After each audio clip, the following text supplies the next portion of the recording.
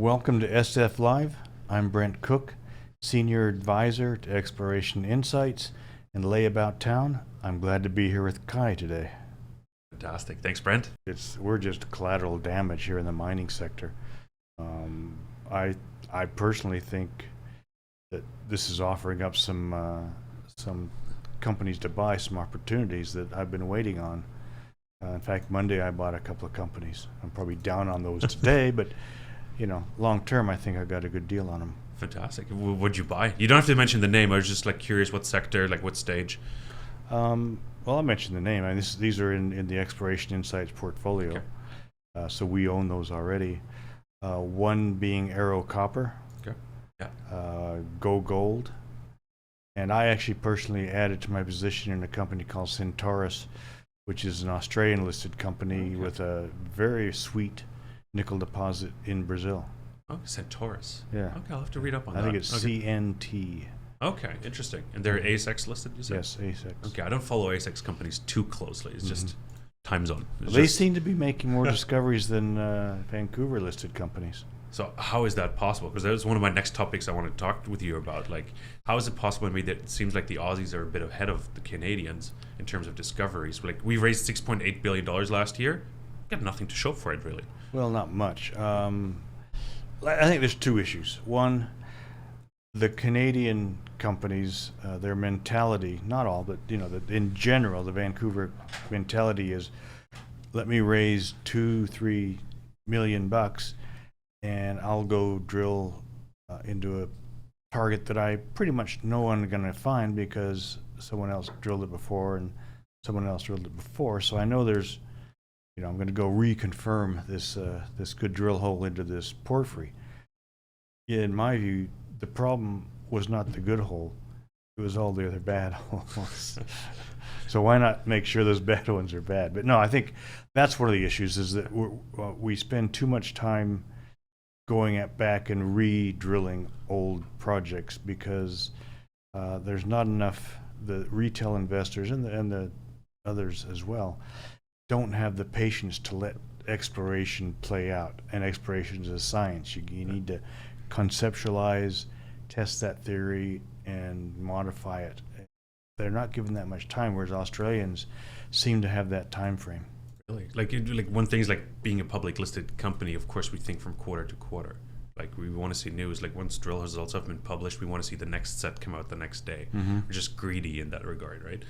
But I've talked to his CEO as well, and he said, well, I can't disappoint my shareholders. I've just raised, let's say, $10 million. I can't have the first 5-6 holes be duds.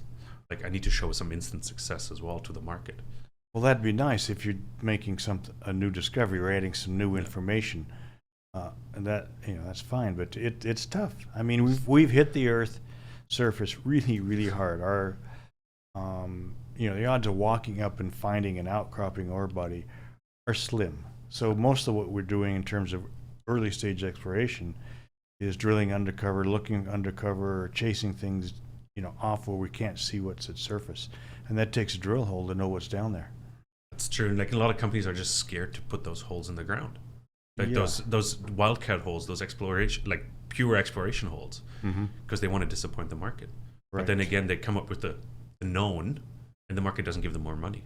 Right. Because there's you haven't really created anything. Is that something you're witnessing as well? It seems like infield drilling is the name of the game these days.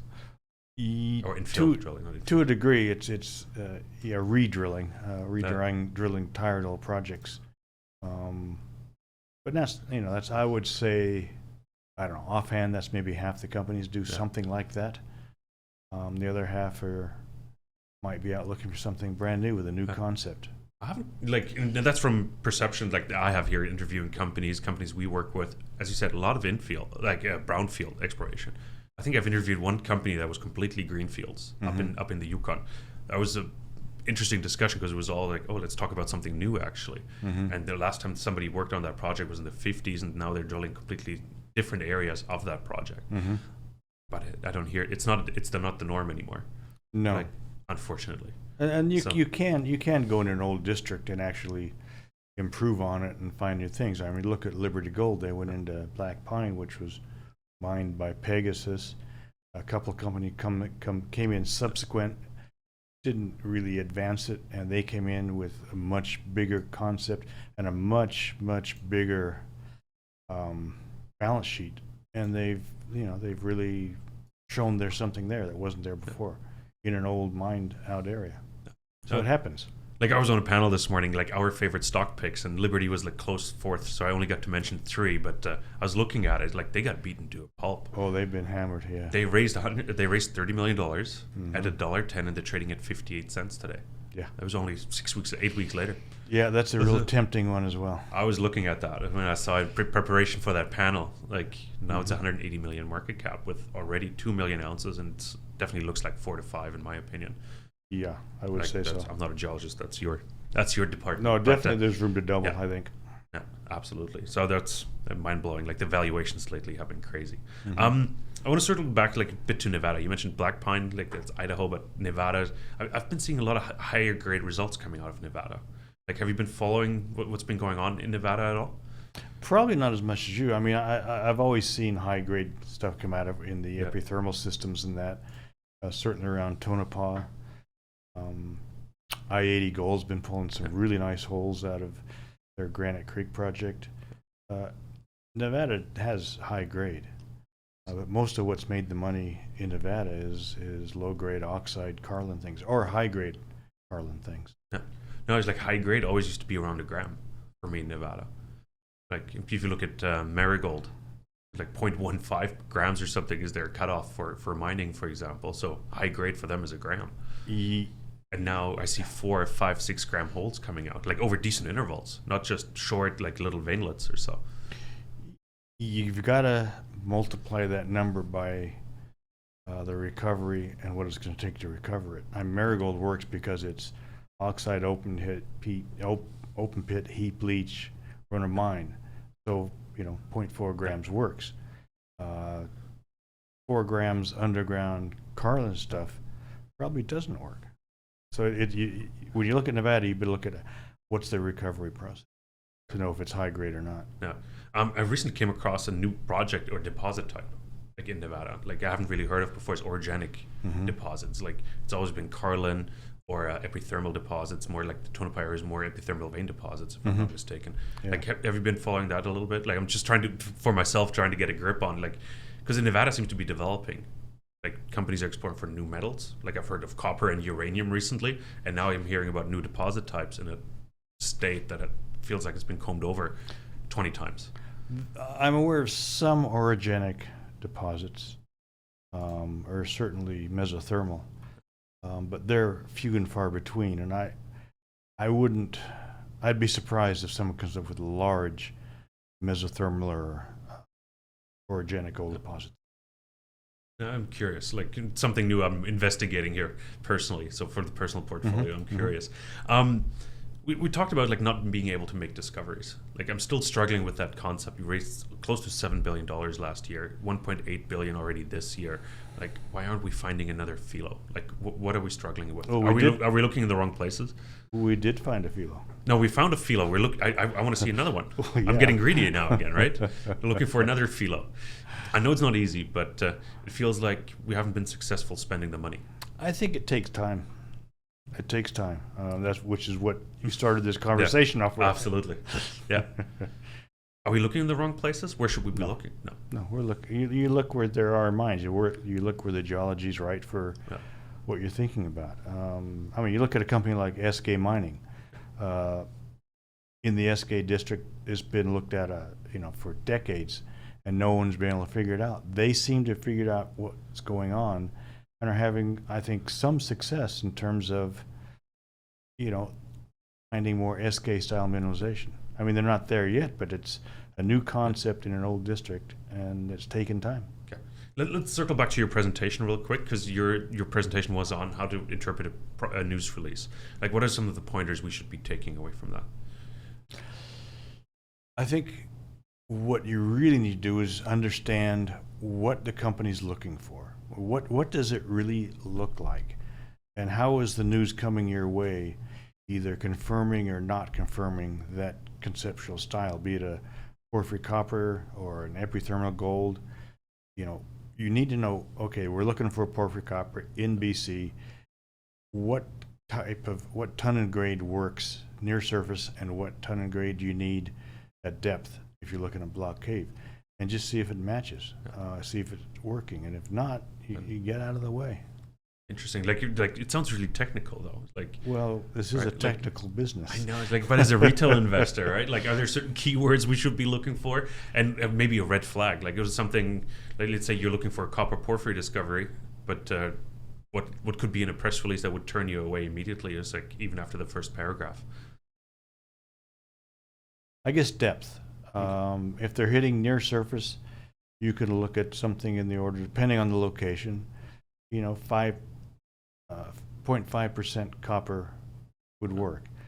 If you're at 400 meters and drilling 0.5% copper, that's probably not going to work as an open pit, and you're going to have to look for much more, better grade down at that depth that would support a block cave, which I say is at least 1% in a good location, 1.5 to 2 in a difficult location.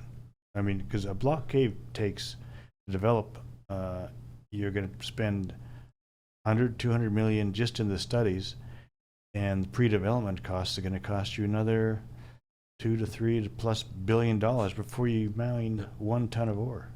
So, it's tough. Okay, you got to put that in context, right? Yeah. Let's address the CEOs real quick. Like, when you open a press release, what do you want to see? Like, how should a press release be structured? Because some of them are just all over the place. No highlights at the top, for example. I think that's an issue. In my view, it should be what's going on. A simple paragraph, what you're doing. Another simple paragraph that anyone for retail with not much knowledge, what's going on. What do these results mean to them, and what's the next stage that you're looking for? And then beneath that should be a much more technical description that includes maps, sections. You want to see all previous drill results, or at least holes showing where they drilled before. If someone drills something and I don't see previous holes on there somehow, I got to wonder, well, first I go and see if they're already, and then see what they're like. That's a big key red flag to me. Is this the first time this has been drilled, or what did the previous results come up with? And how does it compare? Okay. Clarity of press releases is mind-blowing sometimes. You sit there, it's like, what did you just do? So, because often it's like, I wonder, like, investors jump on press releases and understand them immediately, and the stock jumps up as soon as this market opens. But sometimes it takes hours for a stock to react to something. It's probably because of that, people trying to understand what is actually going on. So, interesting. Any side visits planned in the future? I'll be heading off to Australia in July to visit GBM Resources, which is your director. GBZ right? is the symbol. I'm a director of that. They've got some gold projects in Queensland, a number of joint ventures scattered throughout Australia and other things. Good company finding some good stuff. Should be a good trip there. Yeah, I'm looking forward to it. That'd be awesome. Brent, thanks so much for coming in. Really, really appreciated the conversation as always. Yeah, thank you. And thanks so much for making the time. All right, we'll talk to you later. Yeah, we will, for sure. And everybody else, thanks so much for tuning in. This was SF Live. We were joined by Brent Cook. He's a founder and senior advisor to the Exploration Insights newsletter. I'm a subscriber of the newsletter. Go check it out, explorationinsights.com. And don't forget to hit the like and subscribe button here as well. Thank you so much, and we'll be back with lots more content.